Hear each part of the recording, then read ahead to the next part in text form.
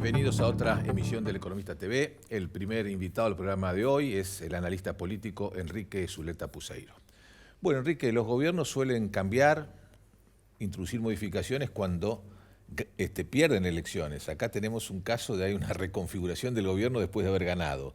¿Cómo estás viendo vos esta nueva estrategia del gobierno, esta nueva configuración? No, mi impresión es que el gobierno vio el abismo y su sorpresa por la victoria es ostensible. La han revelado no solo los candidatos, los ministros, los exministros. Ayer renunció la viceministra de Salud, que probablemente es una figura más importante del gabinete en la parte operativa. Todos ellos, he tenido oportunidad de consultar con casi todo, la sorpresa muy grande, vieron el abismo. Realmente la crisis económica llevó a un punto final. Nadie podía pensar ni prever la importancia que tuvo 3 decisiones de Milei, que probablemente sea de su equipo de consultores, pero que fueron brillantes. La primera de ellas, el retomar la iniciativa. En una campaña, el que controla la agenda tiene una ventaja. Eso que es una vieja verdad de Joe Napolitan sigue siendo verdad. Por 3 cosas, porque obliga a que el adversario se coloque en una posición defensiva, normalmente divide también al adversario, divide a los terceros partidos ante la sorpresa de la iniciativa que sale de la nada, y el segundo factor es que le permitió de alguna manera llevar a esa visión casi dicotómica de los votantes.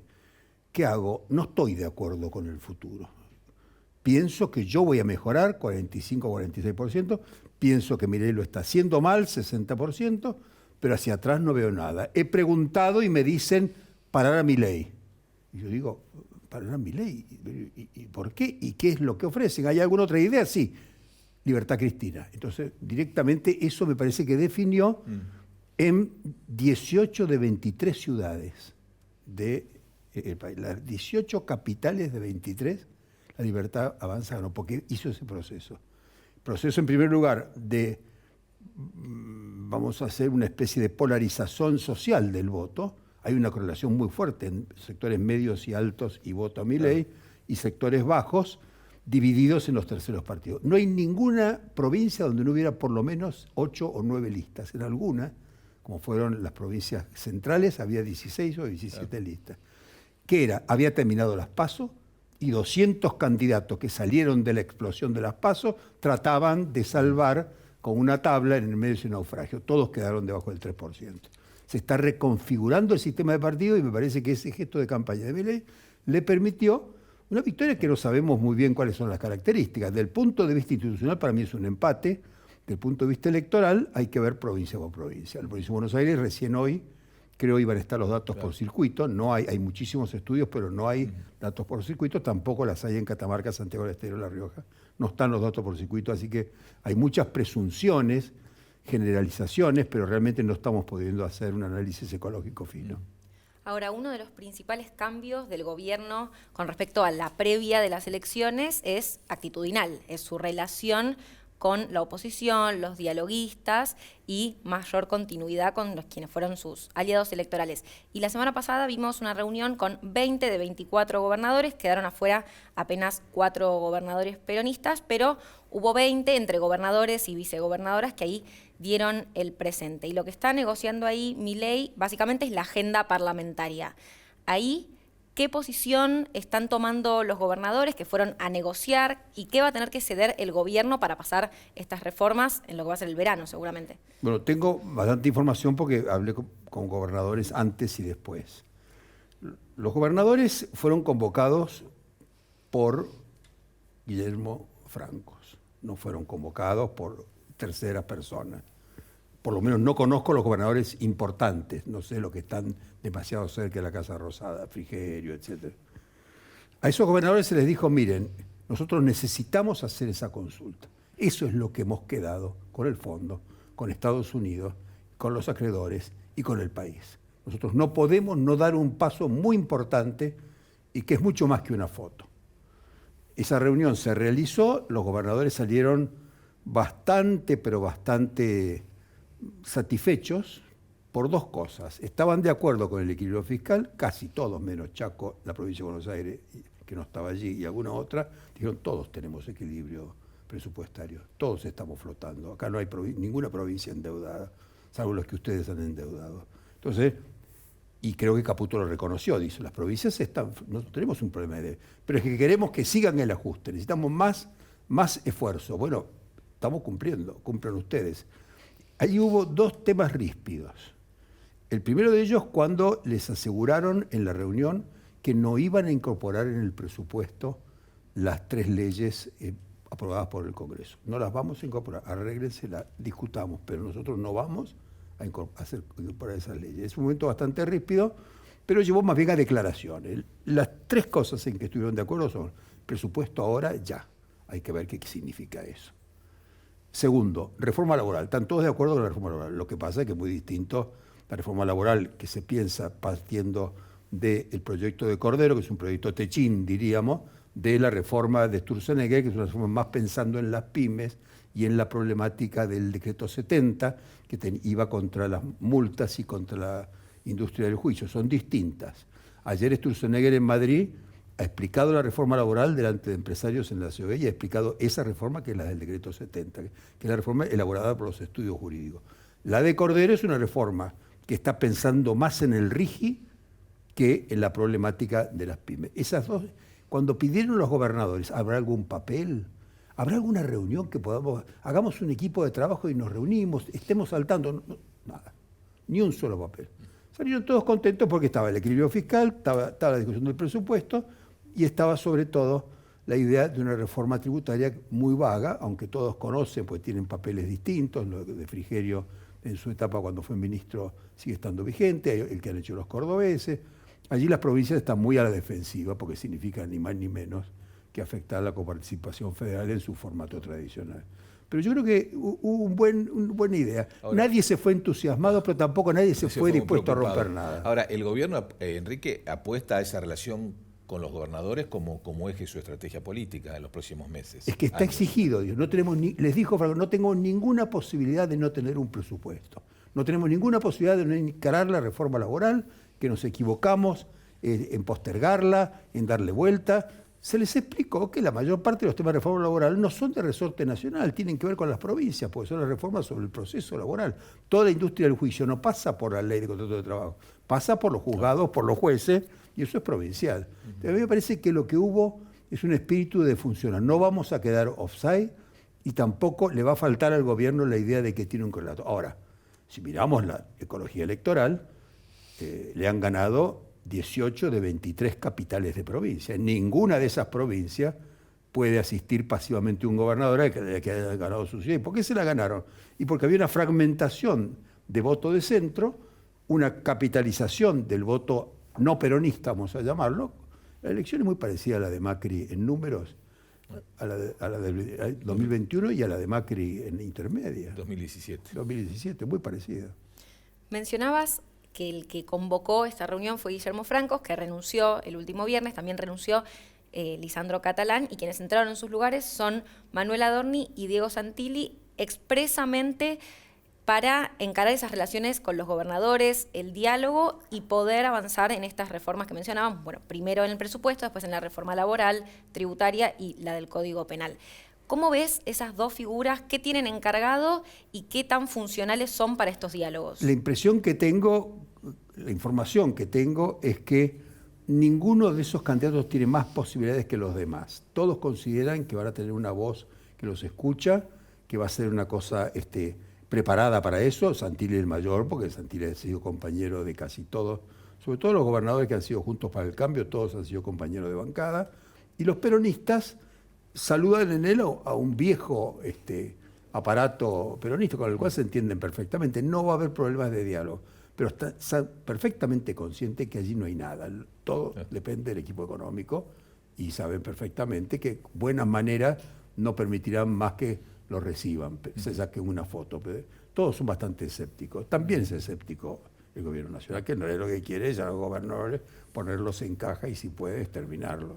Ahora, ¿vos crees que con estos cambios, en particular el de Adorni, el gobierno gana un poco en homogeneidad? Porque, bueno, Franco, más allá de que tenía buenos modales en un gobierno que antes no los tenía, digamos, le costaba finalmente resolver y dar la palabra en torno al gobierno nacional, que muchas veces lo que él acordaba no podía cumplirse. ¿Crees que se gana en homogeneidad ahora con esta...? Gana homogeneidad, pues sobre todo ha avanzado en lo que es esencial del proyecto de Milei, que es fagocitar al centro derecha, convertirse en la fuerza expresiva del centro derecha. El apoyo de Estados Unidos no tiene que ver con el carry trade, ni con la cuestión económica ni financiera, es una visión geopolítica de América Latina donde Milei y su gente se ven como parte de una sociedad profunda, convirtiendo a la Argentina en una sociedad extractiva que forma parte, como formó parte en su momento México, de una zona en la cual se limita la presencia de China. Son decisiones geopolíticas. Y a mí me parece que en ese sentido Macri intentó hacer una especie de acting sobre este tema, pero ha avanzado Milei sobre el PRO, ha avanzado sobre todo el centro derecha. No hay ningún partido de centro derecha que no esté en este momento pasando con armas y bagajes a la Libertad Avanza, donde la dejen entrar. Y yo creo que allí no hay ninguna barrera para penetrar, porque no ha quedado ninguna figura ríspida que controle, vamos a decir, el análisis de sangre. La propia Karina Milei, a cual se le adjudicaba una especie de visión malévola en este sentido, ha sido la que ha caudillado. Además están los Menem, que son de una flexibilidad infinita. Si uno ve las listas de visitas a la Casa de Gobierno, ve que casi todos estos personajes, a quien han visto en los últimos 2 meses, es a Lula Menem. Hablas de fagocitar a la centroderecha y en los últimos días, ya en el último tiempo, se retomó el diálogo entre Javier Milei y Mauricio Macri, pero al mismo tiempo algunas fricciones, especialmente en los últimos días. Macri criticó la designación de Manuel Adorni y este martes dijo que hay líderes narcisistas en el mundo. No fue directo, pero dio esa declaración. ¿En qué lugar queda el PRO y el rol de Mauricio Macri a partir de ahora? Yo insisto que esto hay que mirarlo en perspectiva geopolítica. No hay ningún país donde no esté avanzando la derecha y está avanzando sobre los partidos liberales tradicionales. Es decir, esta estrategia de centro-derecha es similar en casi todos los países europeos. No, y construcción del enemigo con lo que podríamos llamar la izquierda, decir que el peronismo de la izquierda se requiere mucha imaginación, ¿no es cierto? Pero igual hace el papel de la izquierda y en cuanto al centro derecha, todo para representar a un centro derecha que tiene un 60% de los votos, porque incluye allí hasta el peronismo tradicional y el peronismo de masa.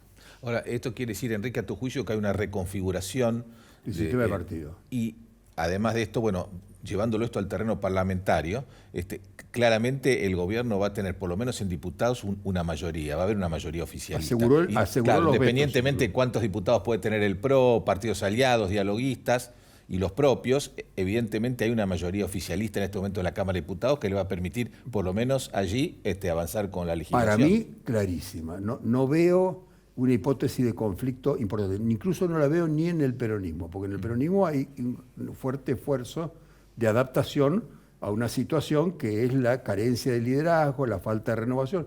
No hay ningún candidato de Fuerza Patria, en ningún lugar, en ninguna provincia que no tenga por lo menos 30 años en la palestra de candidatos. Incluso la gente más joven de todas tiene 30 años de antigüedad. Es un partido realmente envejecido, que ha tenido muchos problemas territoriales, ha perdido casi todas las elecciones intermedias y tiene muchas dificultades para encontrar, podríamos decir, el nuevo eje de la balanza. ¿Esto hace del peronismo una fuerza en extinción? No, el peronismo sigue siendo, en primer lugar, el partido predominante en la Argentina, en número y en calidad. Y además es un partido que es un ancla del sistema. No está para gobernar, ni muchísimo menos, pero es un ancla del sistema. Es muy difícil hacer una política de acuerdos que diga que ese 50% de la sociedad va a quedar fuera.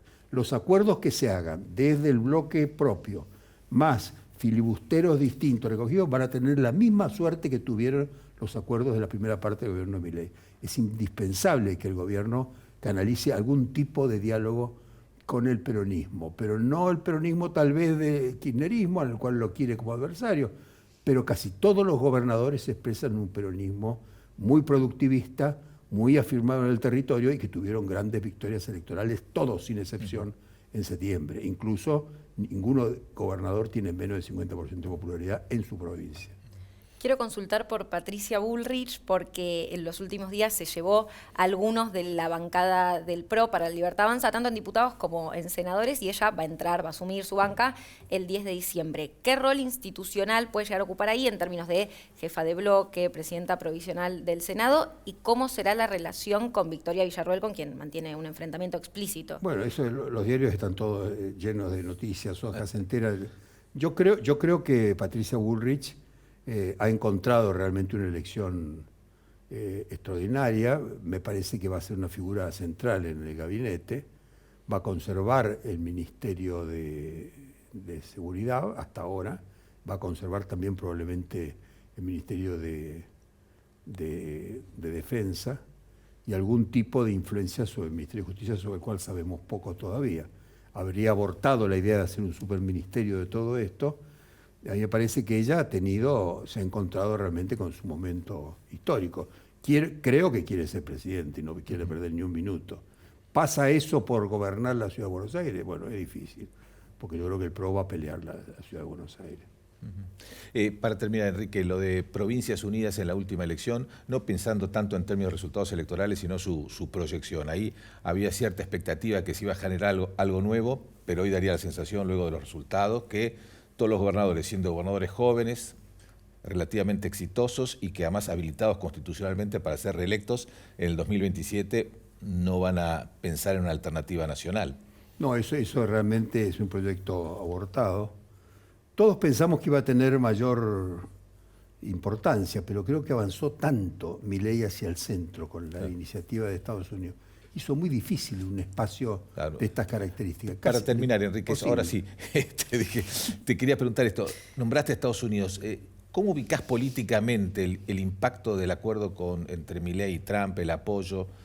Ya sabemos lo que repercutió en términos de mercado financiero. Sí. En términos políticos, ¿cómo lo ves? Bueno, el 65% de la gente no está de acuerdo con Estados Unidos y repudia a Estados Unidos, pero el 35% está muy de acuerdo con la política de... Cuando le preguntamos en las encuestas, ¿usted está de acuerdo con este apoyo y que el gobierno no los condiciona, no los limita, no afecta a la soberanía? No, el 35% está de acuerdo. El resto da vuelta y la verdad de las cosas es que esa cosa funcionó en la práctica. Claro. Yo creo que hay una legitimación por los resultados. Dependería mucho de las cosas que nos lleve Estados Unidos. Claro. Si nos lleva a invadir Venezuela, seguramente resistencia, pero si nos llega a estar presente en algunas operaciones parecidas, más simbólicas, es probable que la gente acompañe.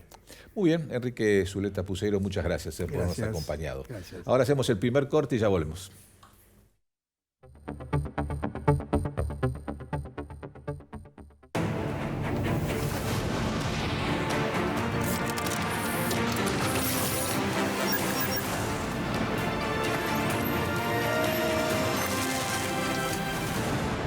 Ternium, acero para hacer. Grupo Petersen, desde 1920, construyendo el país. Legislatura porteña. Entérate de todo lo que estamos haciendo. Ingresá a legislatura.gov.ar para saber más. Nos une la ciudad. Así se ve un sistema de movilidad integrado. Y así se siente hoy. Colectivos de la ciudad más modernos con cámaras y nuevo sistema multipago. Estaciones renovadas y más cámaras de monitoreo. Todo conectado. Buenos Aires Ciudad. En IRSA, Propiedades Comerciales, nos comprometemos con las comunidades en las que se asientan nuestras unidades de negocios. IRSA, Propiedades Comerciales. Construyendo el futuro. Tu talento necesita una chispa. Encendé el tuyo con Academia Digitalers. Un portal para aprender tecnología gratis y sin experiencia previa. Con el respaldo de Telecom y las principales empresas tecnológicas. Ingresá a academiadigitales.telecom.com.ar. Telecom. En Provincia ART, a las pymes que apoyan al país, las apoyamos con un plan que se adapta a su realidad. Ingresá a provinciaart.com.ar/pymes, cotizá y mejorá tus costos. Provincia ART, la aseguradora de riesgos del trabajo del Grupo Provincia. Auspicia este programa La Bolsa de Cereales, primera entidad agroindustrial de la Argentina. Muy bien, segundo bloque del Economista TV. Vamos a conversar ahora con dos distinguidos analistas económicos, Sebastián Menescaldi y Hernán del Villar. Bueno, estamos frente a un nuevo escenario a partir del apoyo del Tesoro de Estados Unidos a la Argentina. Mi opinión es que decididamente que sí. No solamente eso, sino después de las elecciones del domingo pasado, digamos, ¿no? Es decir, apoyo popular, apoyo de Estados Unidos, un apoyo que vamos a ver cuando se concrete exactamente, pero que parecería que casi no tiene antecedentes, ¿no? Y eso, y las posibilidades más cercanas de poder avanzar en las famosas reformas estructurales, por la política, ¿no? Parecería ser más posibles. Entonces son tres temas muy relevantes para cambiar un poco la perspectiva.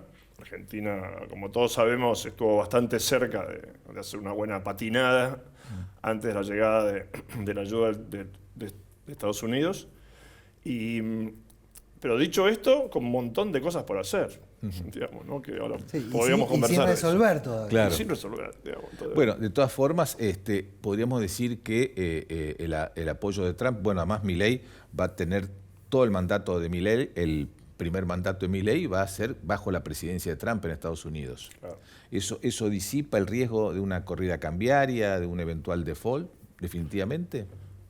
Bueno, en mi opinión, creo que a partir de la ayuda de Estados Unidos, para mí se despeja uno de los problemas que hubo en agosto, septiembre, que era el famoso tema de la capacidad argentina de pagar la deuda. Claro. Argentina, como todos sabemos, digamos, tiene pocas reservas, no compra, toda esta problemática, y necesita imperiosamente acceder al mercado de capitales. Creo que la ayuda de Estados Unidos, más hacer algunos deberes, debería llevarte a poder hacerlo. Y me parece un primer cambio, no lo único que tenés que hacer, pero me parece un cambio bastante importante. Bueno, pues Sebastián dice que hay mucho por hacer. No, y yo te diría que es cierto que eso te despeja mucho, digamos, hacia 2027, pero no es suficiente. Digo, está claro que el apoyo de Trump no es a Argentina, el apoyo de Trump es a Milei. Y por ahora el apoyo de Trump a Milei termina en 2027. O sea, vas a armar un sistema en el cual te presta la plata hasta que vos estés. Si vos no estás, Argentina me va a tener que pagar. Entonces, hay todavía un riesgo, si querés. Obviamente falta mucho a la próxima elección, pero si de repente en la próxima elección, por alguna razón, la que sea, Milei no es el que tiene chances, ¿qué pasa? Y te genera otro ruido financiero. O sea, te diría que por un año estamos seguros. 2 años... falta, pero la verdad es que, bueno, es que es cierto, a ver, el apoyo de Estados Unidos, las elecciones, el nuevo Congreso, le da mucho aire al gobierno para hacer cosas que este año estuvo vedado. Hemos corrido, discúlpame, creo que hemos corrido el horizonte, ¿no? Lo tenemos muy pegadito, depende del resultado electoral, pasaron varias cosas muy positivas. Entonces, se corrió el horizonte, uno puede planear con cierta razonabilidad. Y para Argentina, que vivimos en el corto plazo, corriendo y todo, es bien importante. Ahora lo tenés que gestionar, ¿no? Porque ahora tenés que gestionar la discusión de las reformas, etc. Y después que esas reformas, supongamos que avanzamos, den en la tecla, digamos. Esto no es que vos haces la reforma laboral y la gente empieza a contratar empleo y no, ¿viste? Pero bueno, uno diría paso a paso, yo no soy hincha de Racing, pero vamos paso a paso. Te agarramos taza. Paso a paso, me parece que, como estamos diciendo con Sebastián, se te corrió un poquito el horizonte y tenés un tiempo para sí, te cambia la perspectiva. Digo, a ver, este año hablabas con cualquier empresario, alguien que tenía que tomar una decisión, no, espero hasta la elección, te decía. Bueno, la elección, por suerte, salió del lado bueno. Tuvimos el match point y pegó en el fleje y quedó del lado bueno. Bueno, y ahora creo que te va a habilitar muchas cosas hacia adelante, desde decisiones de inversión, de consumo, que quizás estaban ahí, uno no sabía si iban a ocurrir. Bueno, te lo va a habilitar y creo que tiene ahí dentro de eso, va a poder gestionar el gobierno. Hay que ver cómo lo gestiona. Todavía nos falta saber mucho, lamentablemente, de cómo lo va a gestionar el corto plazo. Claro, bueno, ese corto plazo les quería preguntar precisamente un tema que tanto se discutió antes de las elecciones, que era si este esquema cambiario se podía sostener, el famoso tema de la acumulación de reservas. ¿Cuál es mi impresión ahí? Argentina de los últimos meses, y todavía no lo sabemos, no tenemos claro el tipo de cambio de equilibrio. No sabemos. Aún después de las elecciones. Uno mira la historia, que sabemos que tiene todas las limitaciones que tiene, tipo de cambio real, etc. Sabemos que estamos con un poco de atraso, pero que hemos estado mucho peor. Me parecería tolerable. Lo que Argentina no puede tolerar, uno con flotación cambiaria mira los flujos, ¿no? Mira los componentes de la oferta y los componentes de la demanda. Ese mercado hoy todavía está desequilibrado. Estaba muy desequilibrado por las elecciones, ahora, bueno, ahí se calmó un poco, vamos a ver. ¿Por qué principalmente? El nivel que le llamamos de formación de activos externos o de atesoramiento. Récord. Bueno, con ese nivel, o con casi te diría con 30% menos, no hay banda que aguante. Para decirte algo, por vos en mi opinión. Sí. Tenés que bajar un montón. Y vamos, puede ser. Pero bueno, lo tenemos que ver. Entonces el tema cambiario, me parece que el régimen cambiario, como comentamos recién, es un tema que está en observación. Sí, lo tienen que redefinir. O sea, está claro que el régimen como está ahora, con el tipo de cambio tan cerca de la banda, digo, si de repente el central tiene que mañana vender dólares, de vuelta locura va a ser. Para mí lo tienen que redefinir. Quizás se puede mantener un esquema de bandas más razonable, definir dónde va a comprar, qué va a comprar, cómo va a comprar. Y quizás, yo que sé, el sistema de ajuste no tiene que ser un porcentaje fijo, puede ser, miro las perspectivas de la inflación del REM de 12 meses y a partir de ahí determino cuál sería el ajuste del próximo mes, empezar a ver, digamos, a manejarlo con las expectativas. Y creo que lo más importante para mí es, en un tipo de cambio flexible, bueno, que digamos las expectativas dependan de otra cosa, tienen que construir otra ancla. No tiene que ser el dólar el ancla, tiene que ser, no sé, de entrada será un programa monetario, una cantidad de dinero. Tiene que empezar a marcar las expectativas de otra forma, me parece, el gobierno, para poder salir del esquema de ancla de cambiaria y poder, digamos, tener algo de flexibilidad y también aprovechar esa flexibilidad, ¿no? Porque para eso te sirve tenerla, el tipo de cambio. Yo estoy de acuerdo con eso y creo que ahora, ¿lo van a hacer inmediato? No sé, a lo mejor se toman los próximos 2 meses. Uno habla del atesoramiento. Nosotros no sabemos, el gobierno no sabe dónde para el atesoramiento. Nadie sabe. Hoy le estarán preguntando todavía a los bancos, cómo van y cuánto venden, ¿no? Entonces estaremos averiguando, sabemos que la gente está comprando bastante menos, pero bueno, vamos a ver si toca el techo de la banda, qué pasa. Entonces ese tema como que tiene que cambiar. Tiene que haber claramente menos atesoramiento y el tesoro tiene que comprar, por lo menos para pagar los intereses. Ahí tenés, no sé, 10.000 palos por año, que no están. Entonces, esos flujos y tenés una coyuntura donde no está la oferta del agro. Entonces, peor. Mientras no esté la oferta, hoy no podés hacer nada. ¿Por qué? Porque en los próximos 2 meses, hasta que llegue el trigo, no tenés oferta del agro que la anticipó. Entonces, ahí no cambies nada. No cambies todavía. Pero después, yo coincido con esta mirada de que hay que poner en la mesa un esquema distinto que no tiene por qué ser. Y que acompañe eso va a ser el esquema, el programa financiero. O sea, también vas a tener que hacer un programa financiero de pesos y de dólares más sustentable. Digo, tampoco podés que todas las semanas, cada 15 días te venzan 11 billones de pesos, de vuelta es un flujo que te puede desestabilizar, lamentablemente. Bueno, entonces que también empezar a ver cómo intentar normalizar esa parte dentro del esquema económico. Bueno, además son temas que hay que definir en el corto plazo, porque los de las reformas estructurales, bueno, han generado optimismo en la medida que, bueno, el gobierno ahora tiene más sustento legislativo como para llevarlas adelante, pero todo eso lleva muchísimo tiempo, digamos, sancionar una reforma laboral en Argentina o cambiar el régimen impositivo va a llevar varios meses y las decisiones en materia de cambiaria y monetaria hay que tomarlas en el corto plazo. Claramente. Parecería que uno va en el cambiario, no sabemos, no han mostrado expectativa de cambio. En lo monetario, más allá del esquema que sea, sí, porque se planteó que la política monetaria de los meses anteriores era bien transitoria, ese nivel de tasa de interés. Entonces, no sé, en nuestro caso estamos mirando tasas como de principios de año, una tamar de 30 y pico, de 30, a eso creo que podemos ir, donde parece, ¿no? Con inflación del 2%, tasas, vos fijémonos dónde están aterrizando las tasas. La tasa más larga del ECAPS en 2,5. Los bonos están en 8, 9, los SER.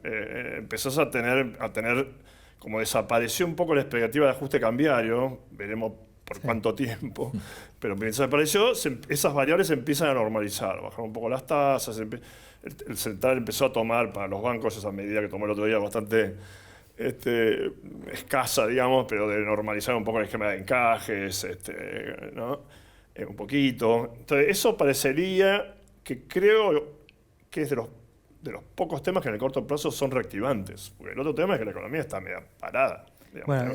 eso creo que yo para el gobierno lo que va a tener que hacer es buscar la manera de volver a remonetizar la economía como hizo, digamos, con el punto Anker, donde devolvía pesos de los inversores, con pesos que hoy ya no tiene, o sea, no tiene más depósitos, casi no tiene depósitos en el Banco Central para seguir monetizando la economía. Bueno, va a tener que empezar a monetizar la economía para que la economía vuelva a crecer vía el crédito. Creo que ese es el desafío que tiene para el próximo año, porque además ya la sociedad ya le está empezando a marcar la cancha a Milei diciendo, ok, ya me bajaste la inflación lo suficiente, yo ya estoy contento, ya no es el tema que más me preocupa. Ahora hay muchos temas, pero bueno, empieza a ver que la actividad, que el empleo, que los ingresos empieza a ser el tema, digamos, a discutir y a donde el gobierno tiene que empezar a apuntar, me parece. Lo que decía Sebastián, eso no estuvo en el último año. Ese tema no estaba. No estaba la inflación, el 2%, aspiraban a una inflación de menos del 1%, toda esa lógica, y yo creo que ahí la cabeza de Milei es muy así, digamos, para decir, yo no sé si el equipo económico está totalmente de acuerdo, pero bueno, Milei me parece que manda ahí, digamos, empieza a ver las prioridades, empiezan a cambiar un poco, digamos, con razón, digamos, ¿no? Entonces vas a tener que estar pensando, cuando pensás en la política monetaria, la cambiada de política monetaria, tenés que estar pensando un poco en esto, y lo más fácil, entre comillas, es es dar un poquito baja la tasa y un poco más de crédito, y eso mueve. Bueno, sobre todo porque, a diferencia de otras etapas, el crédito en Argentina jugó un papel importante en la actividad económica en los últimos tiempos. Sí, hasta que primero sube la tasa, ¿no? Venías de nada de crédito, el 2024 recuperaste un montón. Y bueno, ¿no? 2024 empezaste el año con el crédito creciendo 6-7% mensual. Bueno, hoy estás al 3%. Digamos, entonces, eso es plata, esos son 3-4 billones de pesos por mensuales. Sí, en términos del PIB pasó de 4 a 8,5 y ahora está 10-11 si querés medís la punta. Sí. Con lo cual fue parte de la recuperación en B, digamos, la parte de la B, hasta ahí llegó, digamos, el nivel de crédito. Después tuvo un tope y después la suba de tasas lo mató. Si querés, en algún sentido, te genera mucha más morosidad, sobre todo en las familias, y hay que ver cómo sigue hacia adelante. No, cuando incluso esto que el gobierno le puede convenir y todo, también está muy alineado con la situación del sistema financiero. El sistema financiero perdió plata de julio a agosto. Digamos, entonces necesita aumentar su intervención financiera, necesita aumentar el crédito, de eso vive, en el margen de intervención tiene que subir. Entonces, como que está alineado ahí, no es que decir, a los bancos no le conviene, que prefieren la inestabilidad. No, los bancos, digamos, si le pones esas condiciones, se suman a ese juego. Digamos, ¿no? ¿Y ven posible que el nivel de actividad se recupere en los próximos meses o vamos a seguir en esta situación durante un tiempo más? Yo creo que hay una chance de entrada, la elección política te destraba muchas decisiones de inversión. Vos preguntás, yo te estaba preguntando a algún desarrollador, me decía, mira, hasta la elección nadie me venía a preguntar nada. Ahora esta semana volvieron las consultas. Claro. Entonces vuelven a haber pequeñas decisiones, digamos, de inversión, si querés. Después vendrán las más grandes eventualmente. Algunas buenas y otras quizás no tan positivas. Alguna fábrica quizás dice, che, yo tengo que cerrar. Claro. Porque también es parte de la transición eventualmente hacia un nuevo esquema. Pero me parece que si uno apuntale al crédito, algo que hasta ahora no lo pudiste hacer, porque tuviste que mandarle restrictivo para evitar la dolarización. Bueno, cambió la confianza, hay menos dolarización en sí, hay más confianza, bueno, hay que apuntalar el crédito y a partir de ahí podés generar, digamos, un proceso de recomposición de la actividad. ¿Cuánto? Yo no sé si muy grande, digamos. Todavía va a depender mucho de la capacidad de financiamiento de Argentina, va a depender de cuánto tienen ganas de endeudarse los privados y si el gobierno logra o no, digamos, volver a tener acceso al mercado cambiario. O sea, creo que vas a tener. Y dentro de eso va a ser importante la decisión que tome el gobierno entre qué tipo de cambio real y qué nivel de tasa de interés. Porque si se aprecia mucho el tipo de cambio real, tu tasa de interés para que vos te quedes en pesos va a ser más alta y va a ser menor actividad. Bueno, ahí creo que algo de calibración vas a tener que tener. Sí, este es un equipo, me parece a mí, los últimos meses no dirían eso, pero durante el 2024 el equipo económico arriesgó la baja de tasas en varias oportunidades, ¿no? Como que jugó un poquito fuerte contra lo que le decía el fondo y todo. Después para mí se volvió un poquito locos cuando se les descompensó el tema cambiario, se fueron al otro extremo, que no trajo ninguna cosa positiva eso, porque la gente siguió comprando dólares, igual, la tasa de interés, ¿entendés? Todo eso siguió pasando, digamos, ¿no? Entonces, yo estoy de acuerdo un poco, como decía Sebastián, primero está el crédito que empieza a mover, y después está el crédito en otras cosas, digamos, las inversiones, digamos, la obra pública financiada no con emisión, sino con financiamiento, empiezan a licitar las rutas, sí. ¿Viste? Eso debería, ¿no? Empezar a mover. A mover un poco más, que hasta ahora no lo moviste. Nada, digamos. Cero. Eso debería generar algún impulso adicional, digamos, en el nivel de actividad. Y en esto no es clave también, bueno, que el riesgo país continúe su tendencia descendente, ya está estabilizándose en torno a los 600 puntos, tiene que bajar todavía un poco más, ¿lo ven factible? No, yo creo que sí, es necesario, digamos. Porque te va a dar más grados de libertad para poder crecer, o sea, para poder alocar los recursos que hoy estamos utilizando para cancelar una deuda en cash todos los años. Bueno, si no la tengo que devolver, bueno, voy a tener esos recursos que eventualmente la economía del sector privado va a poder utilizar para otra cosa, para invertir, para hacer un nuevo proyecto, para consumir. Bueno, creo que eso es parte del desafío que tiene el gobierno. Ahora, y es probable que pase, además, creo. Sí. A veces me decía si era factible. Con la tasa de interés del Tesoro, más tendrás que ir a valores tipo de 500 puntos de riesgo país para salir a tomar. Sí, vos hablabas del Tesoro de Estados Unidos, ¿no? El escenario externo también es relativamente favorable en este momento, con cierta debilidad del dólar. Bajó la tasa, subieron baja la tasa de Estados Unidos. Subieron precios de commodities, sí, la verdad que está mejorando y es bastante favorable a los emergentes. Pero, sobre todo ante estas, cuando se vaya concretando esto del apoyo, cómo va a ser, si compran esto otro, debería ayudar a mí. Yo no entendía bien en la previa a las elecciones el nivel de riesgo país con el apoyo de Trump. Parecía raro, digamos, ¿no? Porque pero bueno, estaba la duda, ¿no? Que dijo, que no dijo, apoyaba, ¿viste? ¿No? Bueno, todo eso me parece que se superó bastante bien, ¿no? Entonces, me parece que hay que apostarle un poco a favor a la baja del riesgo país, y va a ser muy relevante. Yo creo que después sí te faltaría lo que pedíamos inicialmente, que se concrete algún consenso político, sobre todo para decir que cualquier reforma que hagas ahora se va a extender en el tiempo. O sea, con una sola parte de la sociedad, un tercio, que siempre tenemos 2 tercios intensos y uno en el medio que es más tranquilo, bueno, necesitas, digamos, armar que este proyecto esté avalado por el tercio del medio que va de un lado al otro, que sea el garante, en algún sentido, de alguna forma, sea el garante del cambio en la sociedad. Y lo otro que creo que también tiene que hacer el gobierno, que hasta ahora no quiso hacerlo, es acumular reservas. No.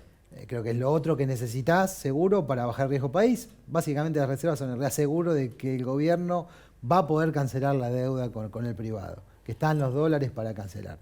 Bueno, creo que eso va a ser necesario. Incluso, te diría, para cambiar el país, yo siempre jorobo, digo, mira, si hoy hubieras tenido 120 mil millones de dólares de reservas, todo este problema político no lo hubieras tenido. Digo, el miedo que tuviste, la dolarización que tuviste, la pérdida del año, en términos económicos, perdimos un año. Si hubieras tenido 120 mil millones de dólares de reservas, o sea, muchos recursos disponibles, ese problema no lo tenías. Milei no lo hubiera tenido. Alguien que venga y me diga, che, te voy a defoltear la deuda, no voy a pagar nada, no le ibas a creer. Tenés 120 millones de dólares, lo vas a hacer. Es estúpido no hacerlo. Bueno, eso creo que es el desafío de Argentina, ¿no? Consolidar parte de la economía. Yo creo que espero, o creo que es poco parte del aprendizaje también del equipo económico, ¿no? Es decir, Milei bastante duro en esas cosas, ¿no? Flotación, no necesito reservas. Aprendieron, viste, el mercado que marca los precios, el riesgo país, etcétera. Digo, vos tenés que tener el respaldo que tenés que tener y convencete de eso. Así que esperamos que se hayan convencido. Y uno creo, otro año que como este no queremos tener. Que peligre la economía por una elección no es lógico en un país. Parecería, ¿no?, que estamos coincidiendo con un escenario bastante mejorado respecto a lo que teníamos, pero con mucha cosa por hacer, ¿no? Vamos a testear, ¿no?, las reuniones en el Congreso, etcétera. Pero uno debería mirar el 2026 con con expectativas de mejoría de actividad, de tasas de inflación a lo mejor parece un poco más bajas, y un poquito más de ingresos para la gente. Muy bien, Sebastián Menescaldi y Hernán del Villar, muchas gracias. Saludos por acompañarme al programa de hoy. Hacemos el último corte y ya volvemos. Gracias.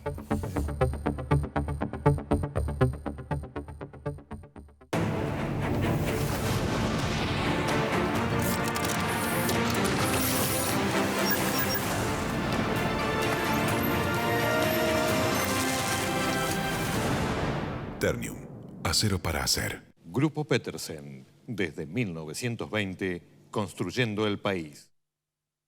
Legislatura porteña. Entérate de todo lo que estamos haciendo. Ingresá a legislatura.gov.ar para saber más. Nos une la ciudad. Así se ve un sistema de movilidad integrado. Y así se siente hoy. Colectivos de la ciudad más modernos con cámaras y nuevo sistema multipago. Estaciones renovadas y más cámaras de monitoreo.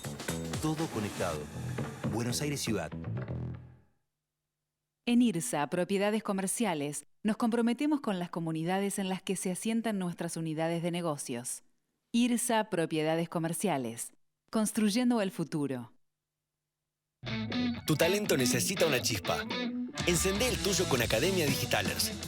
Un portal para aprender tecnología gratis y sin experiencia previa. Con el respaldo de Telecom y las principales empresas tecnológicas. Ingresá a academiadigitales.telecom.com.ar. Telecom.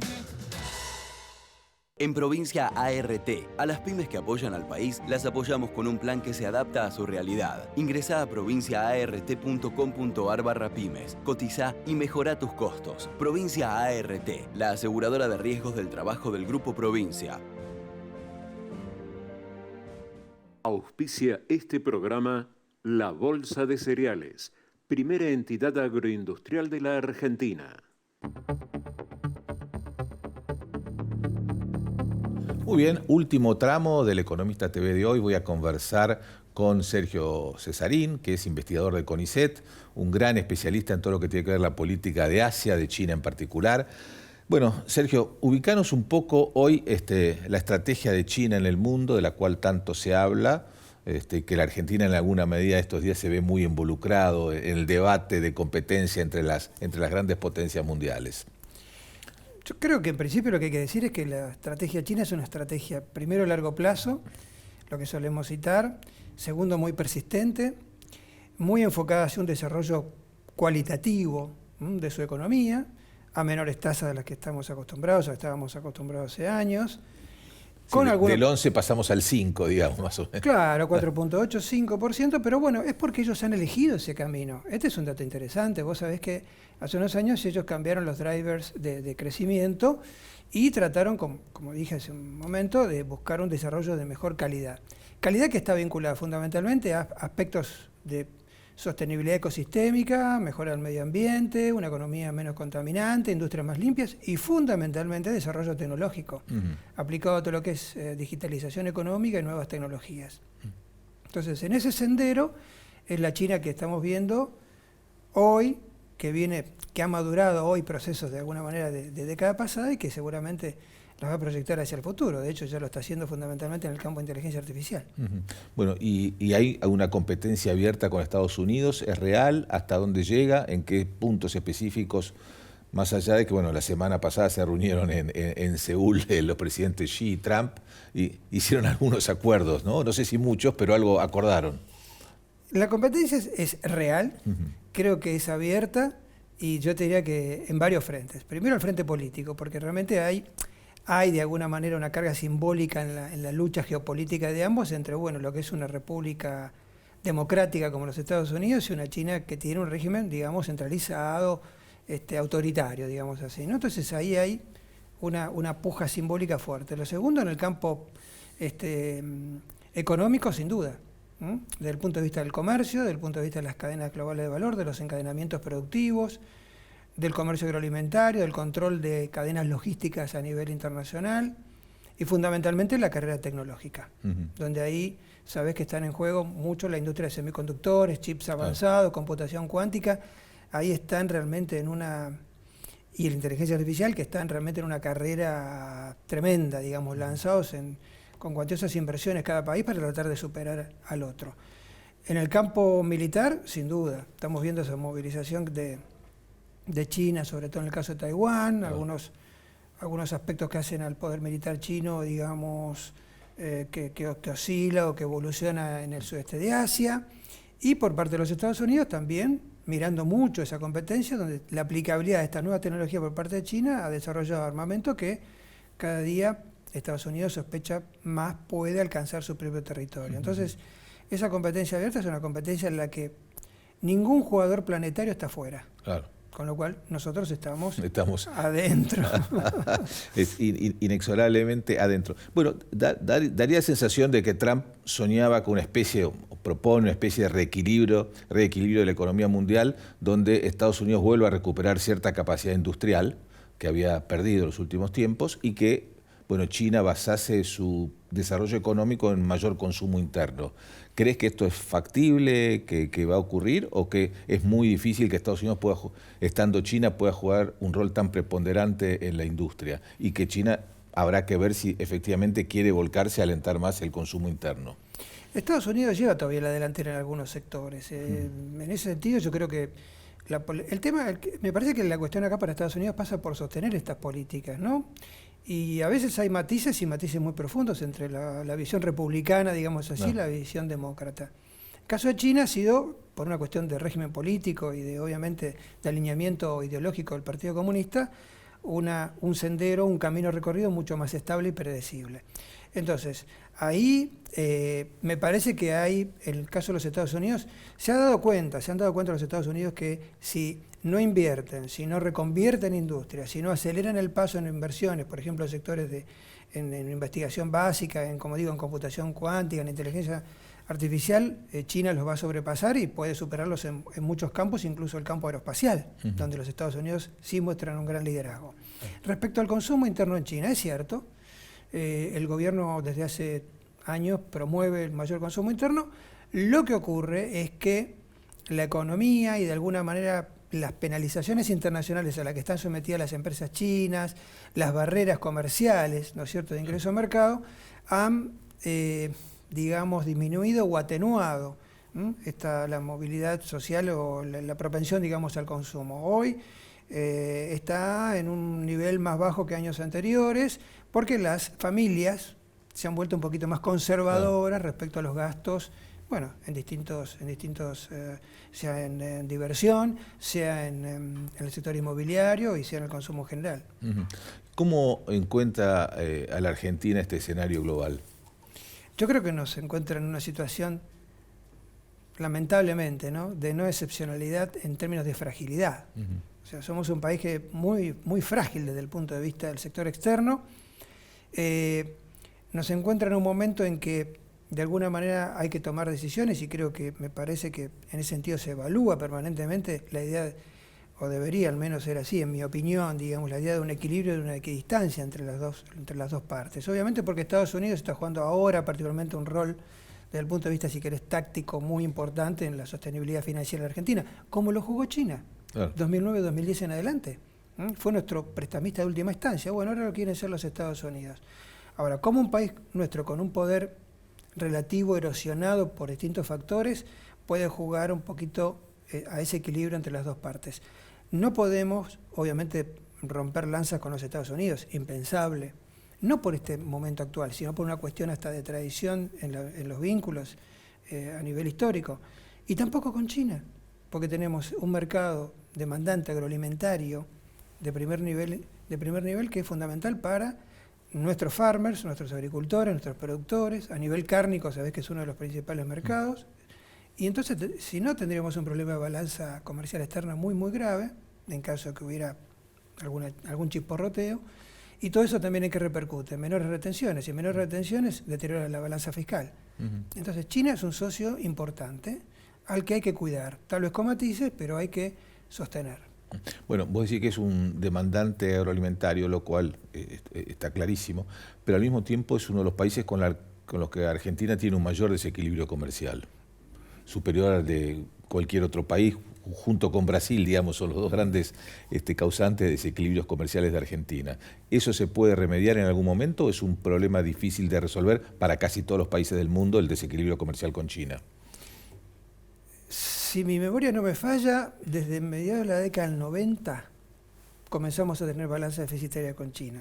Y hemos hablado permanentemente sobre la posibilidad de revertir ese déficit. Algunos años ha sido menor, otros años ha sido más amplio, pero es imposible, porque sabés que tenemos un patrón complementario de comercio en el que importamos productos electrónicos, insumos, equipamiento de transporte, y en ese sentido las importaciones chinas en valor agregado superan ampliamente los precios de los commodities que podemos exportar como país productor agroalimentario. Entonces yo diría que es muy difícil, no obstante siempre se puede conversar, se pueden moderar esos impactos. Por ejemplo, durante los últimos años el aumento en la apertura al mercado chino de las exportaciones de carnes moderó el desequilibrio, pero es altísimamente difícil que se modifique estructuralmente ese patrón. Bueno, claro, son pocos los países del mundo que tienen superávit comercial con China, ¿no? Uno de los pocos que lo tienen son los países precisamente del sudeste asiático, de la región. Y Brasil. Claro, Brasil es una excepción, si se quiere, ¿no? Es una excepción maravillosa porque tienen 55.000, 60.000 millones de dólares de superávit, con lo cual, te imaginas, para un país como Brasil es una data fundamental. Entonces, cuando uno busca posicionamientos relativos a nivel regional respecto de China, no puede dejar de ver ese determinante cuantitativo. El caso de Brasil. Y los países del sudeste asiático sí tienen, con varios de ellos tiene superávit comercial China. Y son países, pero que a su vez tienen un déficit comercial con Argentina. Argentina tiene elevados superávit comerciales con India, con Vietnam. Son mercados en los que la Argentina ha ido penetrando poquito a poco, y Indonesia, Vietnam, Malasia se han vuelto mucho más permeables a las exportaciones fundamentalmente agroalimentarias argentinas, ¿no? Y en el caso de China, vos bien sabés que ahí, digamos, la densidad de las relaciones comerciales se basa en ese fenomenal tratado, esa área libre comercio que ha firmado China con los países del ASEAN, o las economías del ASEAN, que son 10 economías. Ese proceso de integración, ese modelo de integración es que realmente ha dado estos frutos, como bien decís, que son mutuamente beneficiosos tanto para China como para las economías del sudeste de Asia. El principal socio comercial de China hoy no es los Estados Unidos, sino que son las economías del sudeste de Asia. Claro. ¿Cómo están evolucionando los múltiples proyectos que tenía China en Argentina? A veces hay sensación de que avanza mucho y que Argentina cedió mucho espacio, otras veces se llega a la conclusión que no es tan así. ¿Cuál es tu visión? Mi visión es que hay impuestas muchísimas condicionalidades. Creo que lo estamos viendo ahora. Hoy salió una noticia, que era una noticia que ya se venía manejando, que es la suspensión del proyecto del CART, del radiotelescopio en Leoncito, en San Juan. Es evidente que las represas es un tema que prácticamente no aparece en la agenda, digamos, no tiene prácticamente difusión, pero imagino que las obras están paralizadas. Y lo que puede haber sí es un interés chino y una inversión, que de hecho la hay, a través del diálogo con las provincias y con algunos municipios, sobre todo en la explotación minera.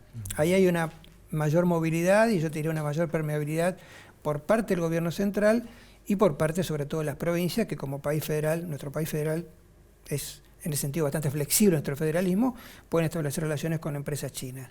Pero te diría que en términos generales, incluso el swap que nos brindan los Estados Unidos tiende como a querer pagar o sofocar un poco la sombra del swap chino que nos han dado desde el año 2009. Entonces, me parece, yo te diría que está rodeado de condicionalidades. Otro ejemplo, seguramente lo recordás muy bien, fue el tema de la hidrovía. La condicionalidad para presentar en licitaciones en la hidrovía. Entonces, es una situación, como digo, básicamente no de ataque a las inversiones chinas, que son, por supuesto que es una cartera muy importante, pero sí en otros aspectos, con otros avances, sujeto a mucha condicionalidad. Donde hay avances muy concretos y muy interesantes en el sector energético, que es sobre todo en el área fotovoltaica, en Jujuy, ¿no es cierto?, en los proyectos del norte. Vos hablabas de condicionalidad. Uno de los aspectos que se destaca de la estrategia de China en el mundo es las pocas condicionalidades que plantea desde el punto de vista, si se quiere, político, de otros valores que los demás países occidentales básicamente tienen restricciones. Yo nunca he creído eso. ¿No? Todos los países, todo el país que te presta, vos bien lo sabés, el banquero que te presta dinero no lo hace... No, pero hablo también de condicionalidades de naturaleza política muchas veces, ¿no? Que al no plantear China ese tipo de demandas, de exigencias, tiene una mayor flexibilidad para lograr acuerdos con otros países. No lo plantea de manera explícita, pero surgen de manera implícita. Por ejemplo, el hecho de que el paquete de inversiones chinas esté de alguna manera, entre comillas, protegido por la cláusula cross default, es una condición importante. El hecho de que haya de alguna manera algunos condicionantes, algunas imposiciones que tuvimos, sobre todo en el campo de aeroespacial o espacial, también han sido parte de ese paquete de condicionalidades que China no ha dicho explícitamente que existen, pero que realmente existen porque fácticamente así es. En ese sentido quiero decir que no creo mucho. Siempre hay condicionalidades. En el caso de China, ojo que no somos solamente nosotros los que hemos sido sometidos a esas condicionalidades. También hay otros países en América Latina y en el mundo en los que China opera de esa manera. Para terminar, Sergio, te llevo un país, aunque no sean vecinos, aunque no se lleven muy bien, que es India, ¿no? Que tiene sus conflictos con China, pero que es también un socio comercial importante para Argentina y que además hoy es considerada la tercera economía del mundo por tamaño. ¿Cómo nos estamos vinculados nosotros ahí en ese país, con ese país? Es una relación que se ha ido intensificando durante los últimos 10, 15 años. Desde el punto de vista cuantitativo, el aumento del comercio es un indicador clave. Segundo, los acuerdos que hay entre empresas o inversiones de empresas indias, sobre todo, bien sabés que son empresas de tecnología, digamos, ¿no es cierto? Aquí en Argentina, donde tenemos una muy buena base de recursos humanos para poder trabajar conjuntamente con ellos, es otra data. Y desde el punto de vista, te diría, bueno, ya llevándote un poco más al mundo académico, hay un auge de los estudios sobre la India, desde el punto de vista político, económico y social muy importante. Y eso se debe también al cambio en la perspectiva que la India ha aplicado hacia América Latina, declarando o emitiendo documentos específicos de cómo relacionarse mejor con América Latina, invirtiendo más en América Latina, también en nuestro país en el sector minero. Tenemos algunas inversiones testigos, tal vez como ArcelorMittal en siderurgia. Entonces yo diría que es una relación de creciente interdependencia y es una de las economías o mercados mucho más permeables y dinámicos con los que se encuentra la Argentina, la nación más poblada del planeta. Muy bien, Sergio Cesarín, muchísimas gracias por estar en el programa. A vos por invitarme. Nosotros nos despedimos hasta la próxima emisión del Economista TV.